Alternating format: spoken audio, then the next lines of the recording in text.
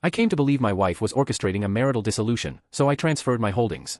Barely a fortnight elapsed before she lodged the petition, only to promptly withdraw when her scheme backfired spectacularly. A warm welcome, everybody. Prior to the commencement of today's video presentation, I sincerely need your support. We've taken note that the channel is experiencing a slump in momentum, and affixing your subscription is among the foremost methods you can lend us a hand. It's expeditious, free of charge, and grants us the ability to persist in supplying you with exceptional content. Your endorsement signifies everything to us. Let's guarantee the continuous growth of this channel collectively. I thank you most kindly. Now, let's embark on the video. Greetings, all. I've been rapidly reviewing the discussions on this platform for a considerable duration, under the conviction that I would never possess a personal narrative to recount. However, fate has a peculiar manner of taking you by surprise, and I've been bearing this burden for months on end. I feel a necessity to articulate it. To be perfectly candid, I've never been the personality to hastily form judgments or presume the worst possible outcome. My wife, whom we shall refer to as M, and I have been partners for 6 years and united in matrimony for 4. Things were secure, or so my mind perceived. We endured the standard high points and low points, yet nothing that induced the thought, there's a serious complication brewing here. In actual fact, for the overwhelming majority of our relationship's lifespan, we epitomized that harmonious pair, wholly devoted companions. We'd share laughter over ridiculous private jokes, engage in prolonged arguments about the appropriate film choice, and maintained a synergy that was simply effective. She'd coordinate intricate evening outings, and I'd procure her preferred restaurant delivery after a grueling day. It felt utterly unforced, as if we had solved the enigma of the entire concept of love. That is precisely the reason why the ensuing occurrence hit me with the magnitude of an avalanche. The alteration. The shift, approximately 6 months ago, the circumstances began to veer. Initially, it was inconsequential specifics, elements you'd easily fail to observe if your attention wasn't sharp. She started keeping her cellular device constantly nearby, even when merely venturing to the kitchen space or folding garments. Prior to this, her phone would rest on the central table for hours, and she was indifferent to whoever might handle it. One day, I offered this jest, "Are you now commanding a clandestine intelligence network?" She offered a light laugh and supplemented, "No, work has been transmitting copious emails." Fair enough. But a few days subsequent to that, she established a numerical lock. That action caught me completely off guard, because she had never utilized one previously. When I lightly posed the question of why, she provided a vague explanation regarding digital safeguarding and malicious coders. I did not pursue the topic, as I was reluctant to project a paranoid demeanor, but the atmosphere simply felt discordant. And matters did not conclude there. She began fielding incoming transmissions outside the primary living area, a habit she had never exhibited. It was hardly imperceptible, either. Her phone would emit a signal, and she'd declare, "Oh, let me just answer this quickly," before vanishing into the sleeping quarters or outside onto the patio. If I inquired as to the caller's identity, she would merely respond, "Only a coworker." Subsequently, I observed a peculiar routine, keeping the phone's display side down on the furnishings. I had no premonition that this was a deliberate maneuver until I extended my arm to present her with something, and she rapidly swept her phone out of the line of fire. It was one of those ephemeral moments, a flicker and you miss it, yet it persisted in my mind. Growing disassociation. Growing distance, however, the issues were not exclusively centered on the electronic device. She began to feel remote. Discussions that used to unfold spontaneously now felt like extracting teeth.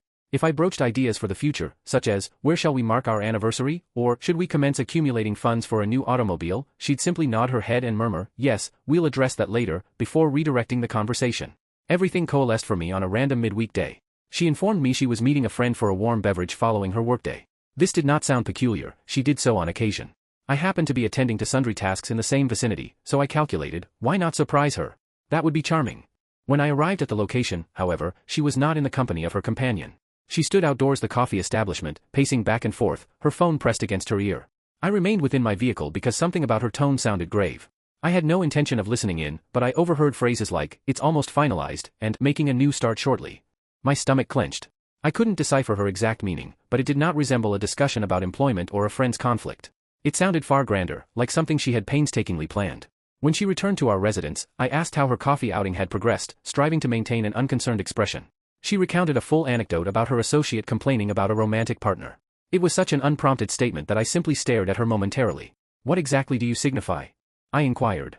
She made a slight movement with her shoulders. "I simply believe we should centralize everything in one location, you know, like all our financial credentials, passwords, and legal instruments of that nature, merely in case of an unforeseen crisis." I was at a loss for a retort. This was a topic we had never previously explored, and the timing felt particularly suspicious, considering all the other anomalies I had detected. "What nature of emergencies?" I pressed, attempting to keep my voice even. She shrugged once more. "It's simply prudent, isn't it?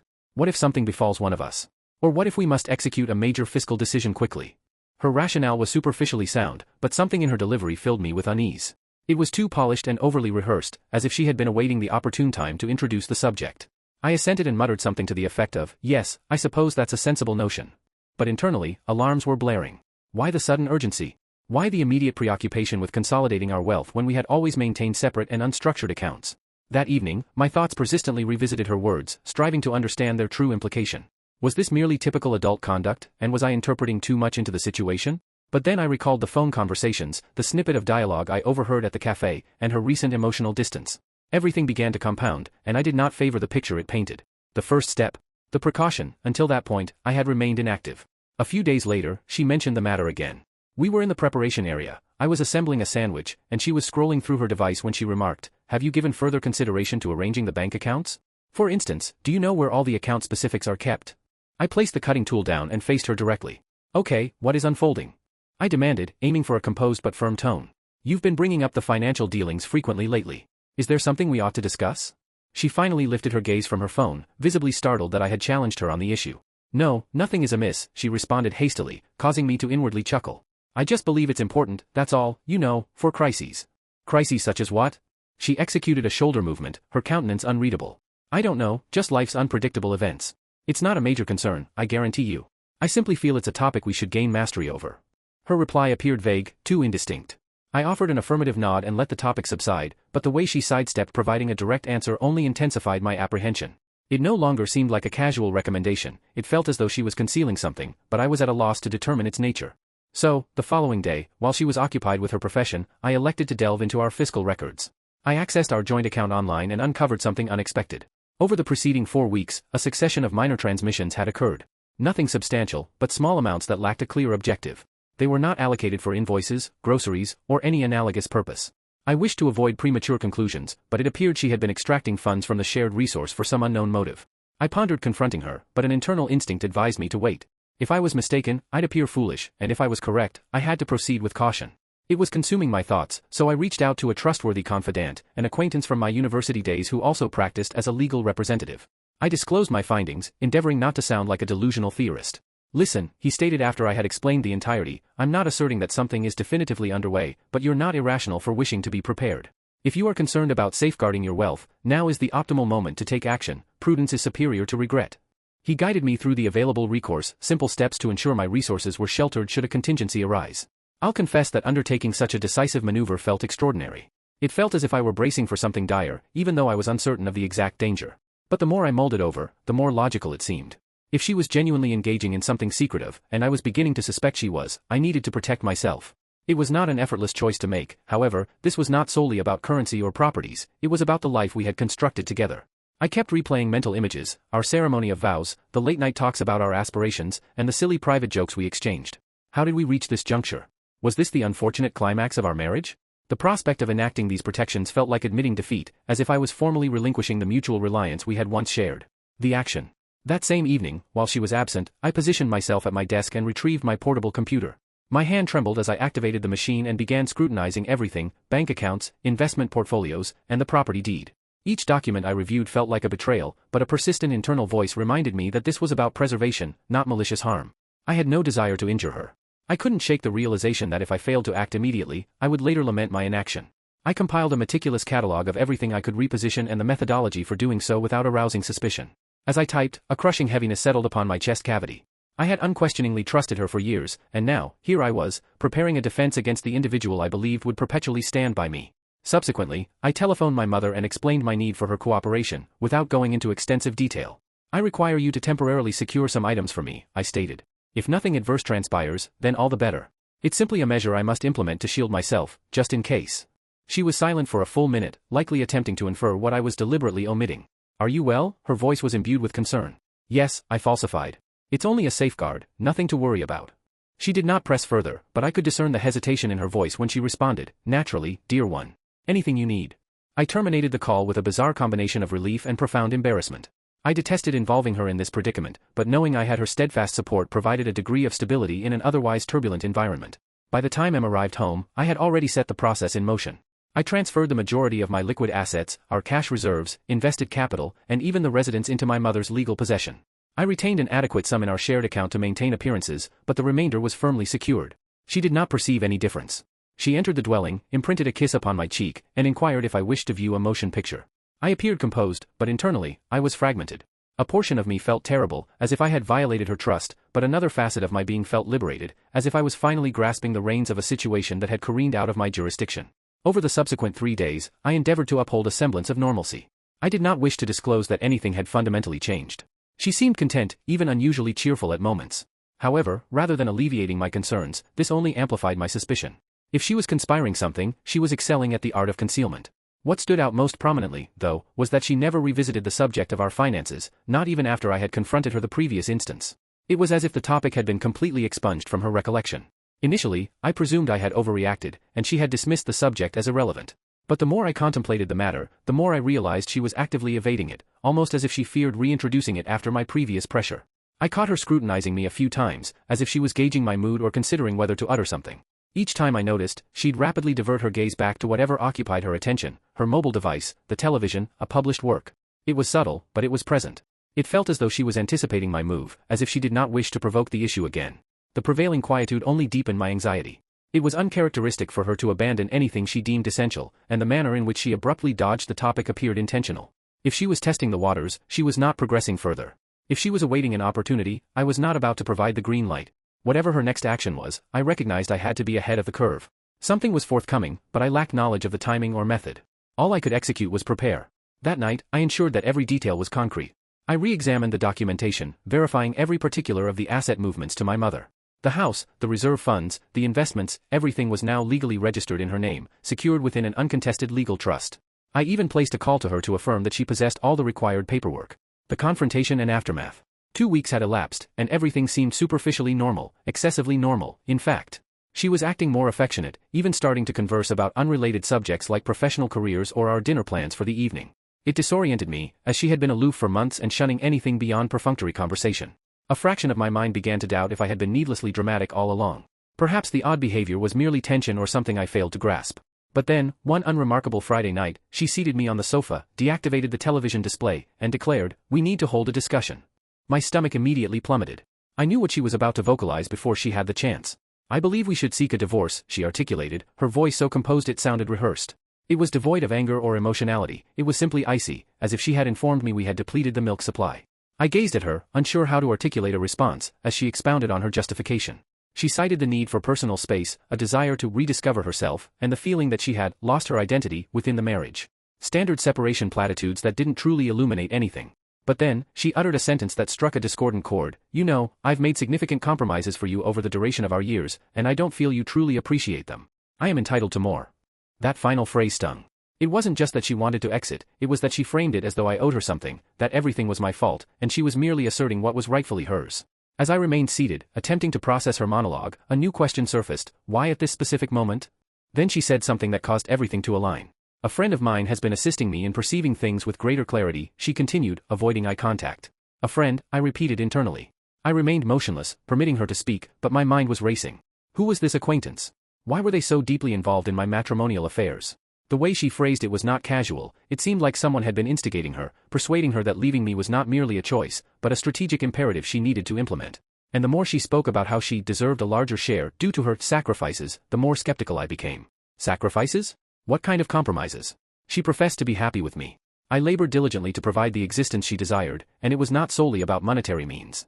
When she requested a move closer to her workplace, I readily assented, even though it necessitated a longer commute for me. When she desired to attend that expensive retreat the previous year, I ensured we budgeted for it, even foregoing a vacation I was anticipating so she could attend. I supported her when she transitioned careers twice, assuring her it was acceptable to take the risk because I desired her happiness. I believed being a worthy spouse meant prioritizing her whenever feasible. And it wasn't as if I was a cold, distant companion. I was present. I recalled celebratory dates and minor preferences she had mentioned. When she expressed feeling trapped in a routine, I suggested planned outings. I listened to her grievances about her job, friends, and kin. I didn't always achieve perfection, but I did apply effort. That's why her "I deserve more" statement inflicted such pain. I didn't entertain the notion of accepting it. She was not distressed by anything I had or had not performed, she was disturbed because something had fundamentally shifted within her. Perhaps it was the acquaintance she kept referencing, or something else entirely. But the woman seated before me was not the woman I had married, and I was not going to allow her to falsify our marriage history to accommodate her new narrative. I did not challenge her immediately. Instead, I nodded and offered an innocuous statement, such as, "If that is your firm conviction, I presume we must ascertain the subsequent course of action." She appeared momentarily surprised that I was not disputing the decision or pleading with her to remain, but I was unconcerned. My focus had already shifted. I needed to determine the source or catalyst for her abrupt, calculated change in behavior. She did not merely wake up one morning and decide to depart. This was something more significant, and I was not going to permit it to surprise me further. Following that exchange, she retreated to her own space, and I received the divorce paperwork on Monday morning. Allow me to share, they did not merely intend to terminate the union, they were planning to seize everything, half the residence, my accumulated savings, my properties, and the vehicle. She desired the entirety, plus some vague stipulations for spousal support that made little sense given her high income bracket. It seemed as if she anticipated me handing over all that I had toiled for. Initially, I assumed she was simply acting spitefully, but the manner in which her demands were articulated, so detailed and predatory, reaffirmed that she had someone advising her throughout this. The investigation. So, I commenced my inquiry. I couldn't simply interrogate her about her recent companions, so I had to employ ingenuity. I began with her digital presence. She had not restricted my access, and even though she did not post frequently, I examined her tagged photos and comment sections, searching for a new person of interest. That's when I discerned the pattern. Jake consistently expressed approval and left comments on her posts. Nothing indecent, but sufficient to cause me to pause. I clicked on his public profile. At first assessment, he appeared nothing more than a marketing executive in his 30s. But as I scrolled further, I identified an inconsistency. He had posted a photo at the identical cafe I had observed her at weeks earlier. On the very same day I overheard her speaking of making a new start. My stomach lurched as I continued browsing. Further subtle indicators included a remark on one of her pictures that read, "You've got this," and a self-portrait he had taken from what appeared to be her new living space. None of it constituted concrete proof, but it was enough to elevate my suspicion. I was uncertain of the utility of this data, but I knew I couldn't remain passive and await solutions. Her mention of a friend who provided guidance still resonated with me, and I was determined to know who it was. I chose to contact one of our mutual acquaintances, Lisa. She and my wife had been friends for many years, so she was likely privy to the unfolding events. I kept the tone light initially, inquiring if she had spoken with my wife recently or if anything appeared irregular. Lisa responded swiftly, claiming she was unaware of any new friend or any suggestions. I posed a few more penetrating questions, but she abruptly terminated the conversation defensively, claiming she couldn't offer assistance. The entire interaction felt rushed, as if she was striving to avoid involvement. Unwilling to concede, I called another friend, Emily. I followed the same conversational pattern, explaining that I was merely trying to rationalize the circumstances. She was hesitant at first, responding ambiguously to my queries. When I pushed her further, she quickly ended the call, leaving me even more dubious than before. I sat there, frustrated, contemplating my next move. Then, to my utter astonishment, Emily called back. She stated she needed assurance that her words wouldn't be traced back to her. I promised this assurance, and after a prolonged silence, she divulged her knowledge.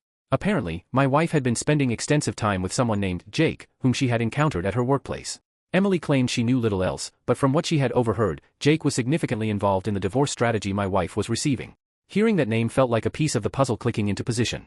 It was manifest that this was more than simply her need for autonomy or to find her identity. Another person was directing her decisions, and I was eager to comprehend the underlying motive.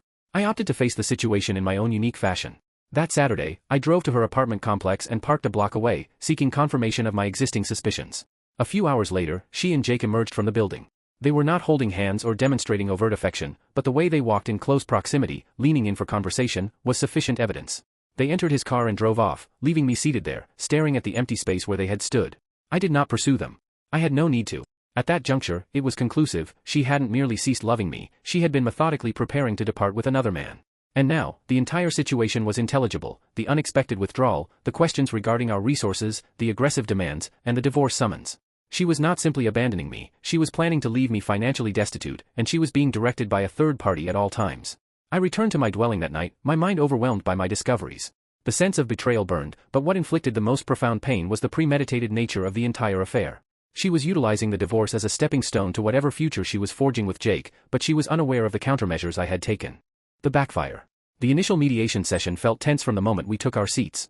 Her legal counsel arrived with a document compilation so voluminous it suggested they were initiating litigation against a major corporation. He began enumerating her requisitions as if they were entirely reasonable: half of the real estate, the cash reserves, my personal properties, the automobile, and even some incoherent demands concerning post-marital fiscal support.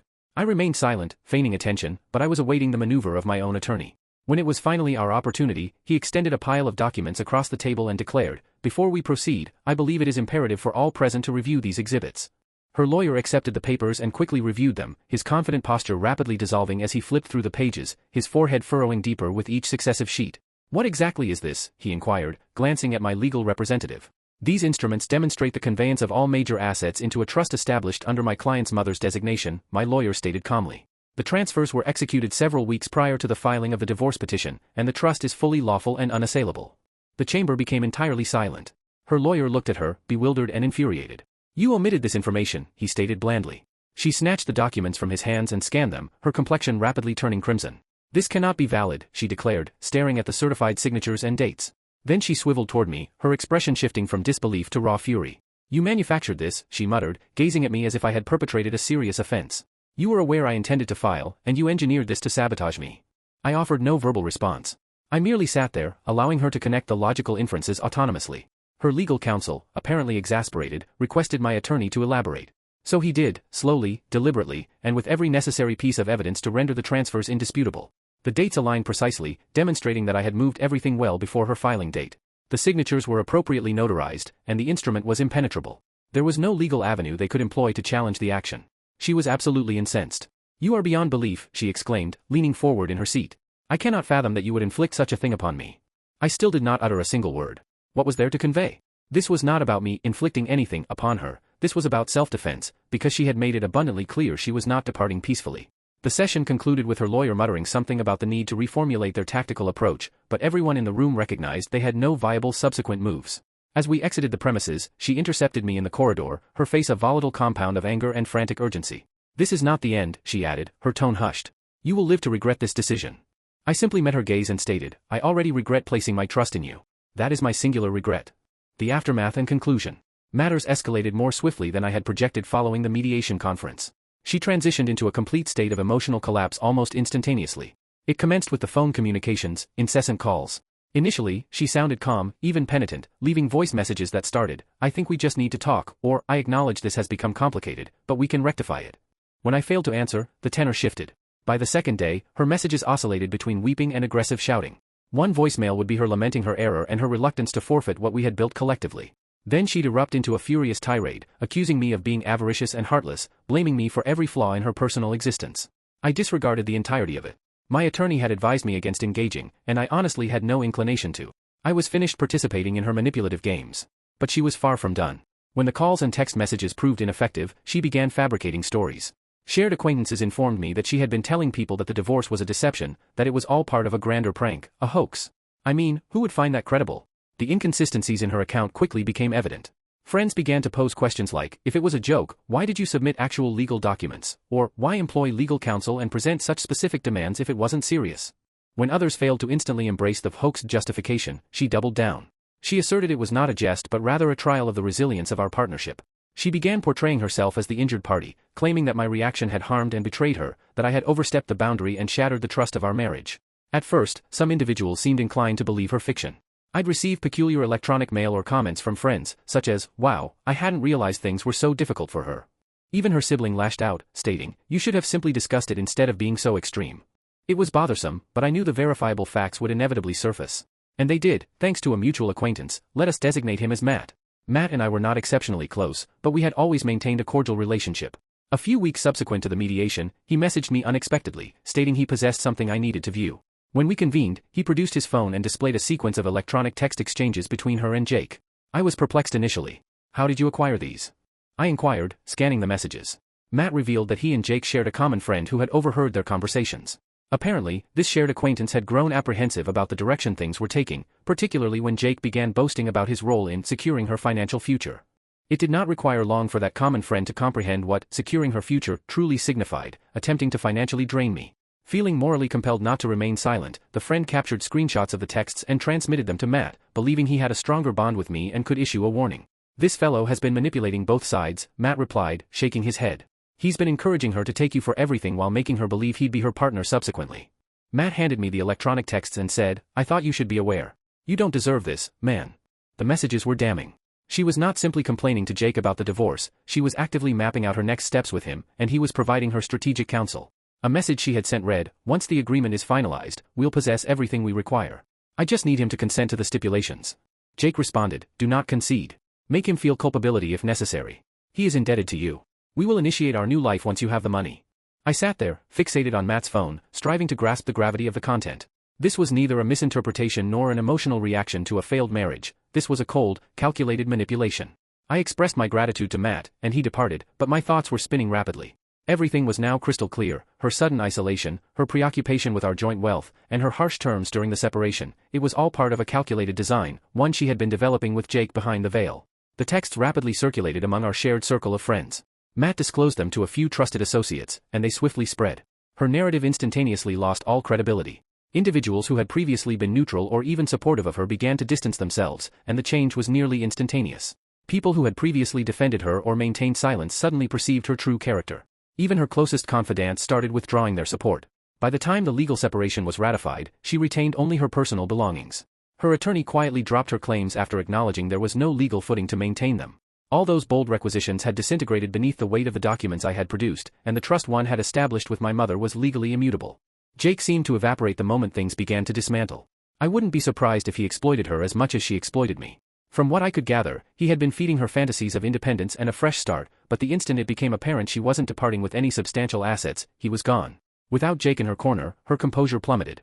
The calls and texts persisted, but they became increasingly desperate.